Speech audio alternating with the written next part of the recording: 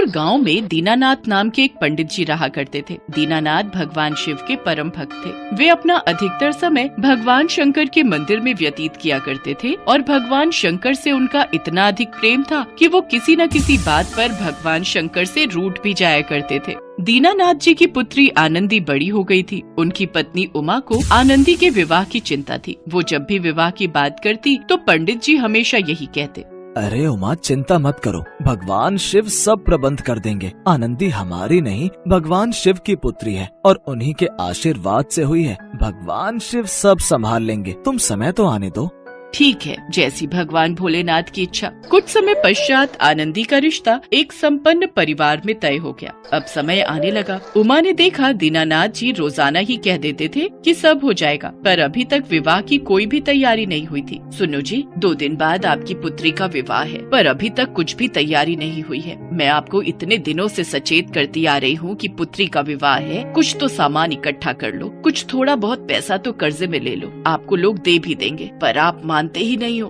उमा, मैंने तुम्हें कहा है ना, मुझे किसी से पैसा मांगना पसंद नहीं है। मैं परमात्मा के आश्रित हूँ। मैं अपने भगवान शिव से जिद करके सब कुछ मांग सकता हूँ। संपूर्ण जीवन में तुमने देखा है ना, तुमने जो जो कागज पर मुझे लिख कर दिया है, मैंने भगवान के श्री चरणों में रखा और भगवान शंकर ने हमारी सारी मनोकामना पूर्ण की है। तो अब क्यों चिंता करती हो? अभी भी तुम्हें जिस चीज की आवश्यकता है मुझे लिख कर दो, भगवान शंकर स्वयं पूर्ण करेंगे।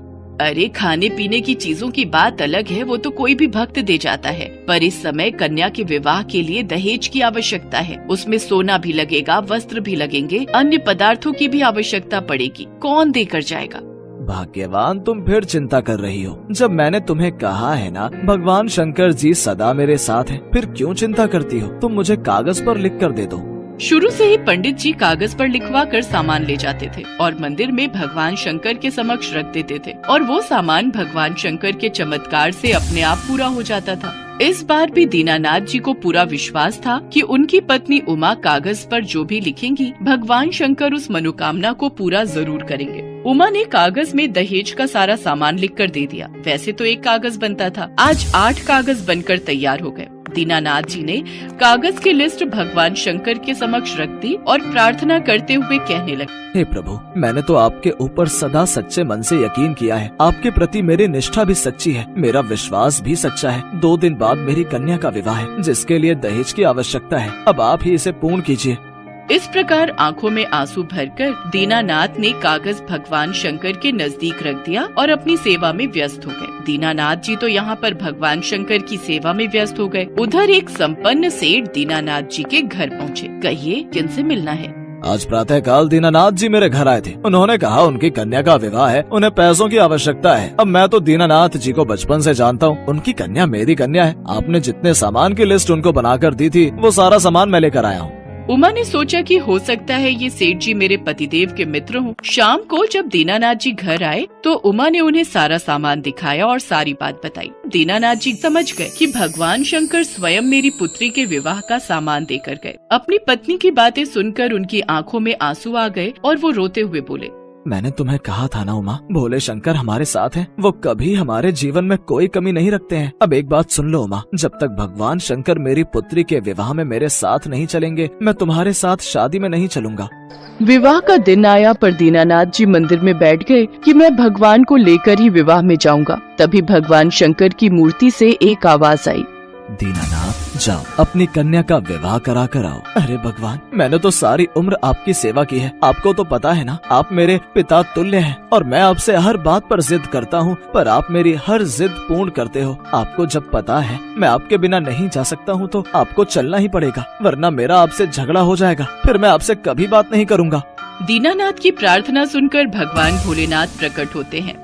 दीनानाथ, मैं तुम्हारे साथ ही रहता हूँ। मैं तो सदैव तुम्हारे हृदय में वास करता हूँ, इसलिए मैं तुम्हारे साथ हर जगह हूँ। मेरा आशीर्वाद सदा तुम्हारे साथ है। भगवान तो भक्त के वश में होते हैं। तुम विवाह में जाओ, मैं पीछे पीछे आता हूँ। मुझ पर विश्वास करो।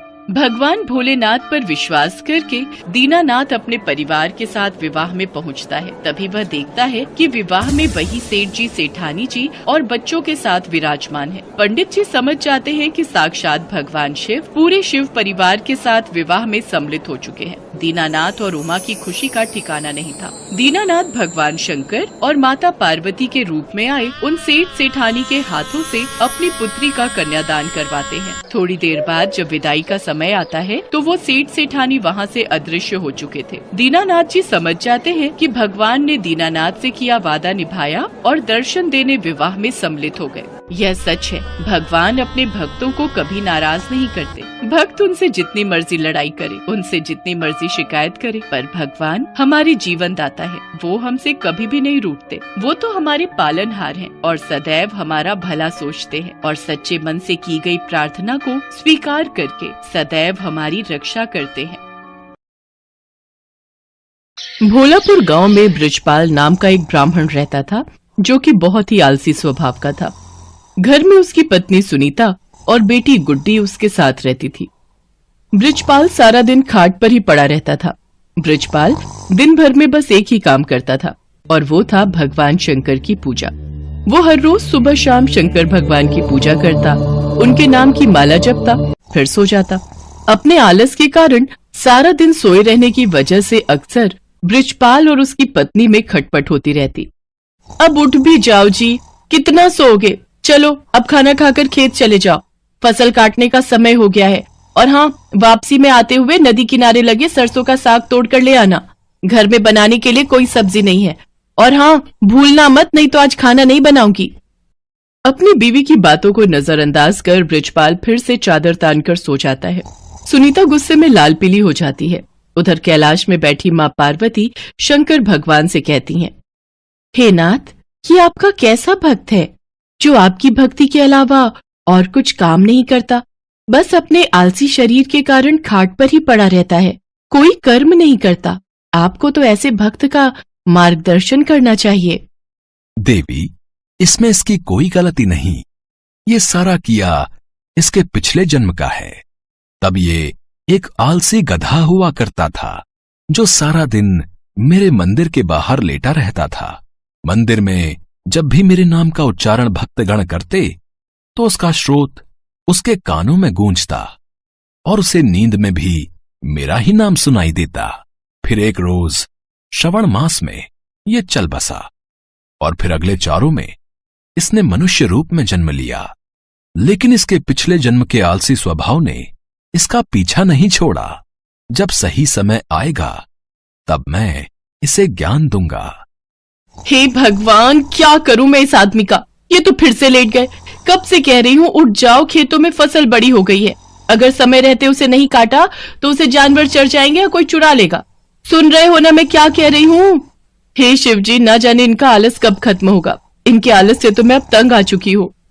सुनीता लगातार बड़बड़ाए जा रही थी, लेकिन आलसी ब्राह्मण के सर पर तो जूं तक न रेंगे। वो तो बस चुपचाप अपनी खाट पर लेटा हुआ था। बृजपाल को ना उठता देख सुनीता गुस्से में आ जाती है और बाहर आंगन में रखी पानी की बाल्टी उठाकर लाती है और बृजपाल के ऊपर गिरा देती है। बृजपाल पूरा भीग जाता है और वो गुस्से में उठकर उससे लड़ने लगता है। काफी देर तक दोनों में खूब कहासुनी होती है। फिर वो गुस्से में घर से निकलकर शंकर भगवान के मंदिर में चला जाता है और वहां पहुंचकर शंकर जी से कहता है, हे शंकर भगवान, अपनी पत्नी की रोज रोज की झिकझिक से मैं तंग आ चुका हूं। अगर मेरी भक्ति ने आपको प्रसन्न किया है तो मुझे आप दर्शन दीजिए प्रभु। इतना कहते ही वो जोर जोर से रोने लगता है। अपने प्रति उसका प्यार और श्रद्धा देखकर शंकर भगवान उसको दर्शन देते हैं और कहते हैं, बृजपाल, तुम्हारी भक्ति ने मुझे प्रसन्न किया है। तुम सचमुच मेरे परम भक्त हो। कहो, तुम्हें मुझसे क्या वरदान चाहिए? हे प्रभु, मुझे ऐसी कोई चीज दीजिए जो मेरी हर बात माने और मेरा सारा काम कर दे। ये लो, मेरा ये छोटा त्रिशूल। तुम इस त्रिशूल को जहां भी रखोगे वो अपना काम खुद ही करने लग जाएगा और काम पूरा होने के बाद ही रुकेगा।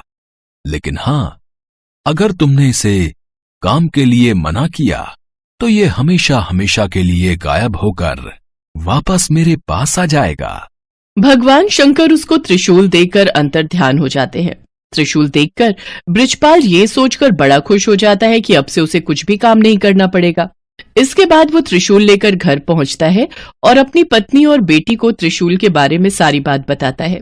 अगले दिन सुबह ही बृजपाल ने भगवान शंकर का नाम लेकर उस त्रिशूल का इस्तेमाल शुरू कर दिया। वो जैसे ही त्रिशूल को घर के बीचों बीच रखता, सारे घर में अपने आप ही सफाई हो जाती। वो जिस भी चीज पर उस त्रिशूल को रख देता, वो अपने आप काम करने लग जाता। खेतों में रख देता तो अपने आप ही सारी फसल कट जाती। ऐसे ही कई दिन बीत जाते हैं। एक रोज जब सुनीता गुड्डी के साथ अपने मायके गई होती है, तो बृजपाल त्रिशूल को गैस के पास रखकर कहता है, मेरे लिए जल्दी से स्वादिष्ट सा भोजन तैयार कर दो। चूल्हे पर अपने आप कढ़ाई चढ़ जाती है और उसमें खुद ही तेल मसाले पड़ने लग जाते हैं। देखते ही देखते स्वादिष्ट पकवान बनकर तैयार हो जाते हैं, जिन्हें बृजपाल बड़े ही चटकारे लेकर खाता है।